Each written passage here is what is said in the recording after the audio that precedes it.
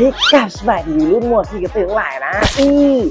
วันนี้ส่งงานลูกค้าสาระอีกแล้ว1 คู่นะนี่วันนี้ลูกค้าสารเป็นรางซากสปีดสีเลเดอร์อย่างหลังมันจะเป็นเบอร์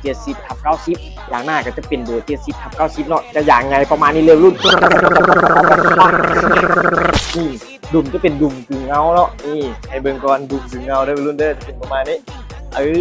แล้วก็พร้อมโลโก้ซากสปีดได้รุ่นเด้อโลโก้ชาร์จสปีดใช่ปะเดี๋ยวโลโก้ชาร์จสปีดนะนี่มันอยู่นี่วัยรุ่น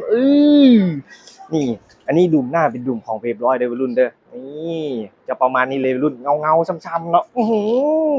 นี่โคตรเฟี้ยวนะนี่รางชาร์จสปีดเนาะมันจะมีโลโก้อยู่นี่แต่ละว่าโลโก้นี่โลโก้อยู่แบบนี้ยางหน้ายางหลังเป็นเบอร์70/90เด้อวัยรุ่นเด้อนี่มันใครอยากได้แบบนี้ก็สามารถมาจัดน้ำเฮาได้เนาะวัยรุ่นเนาะ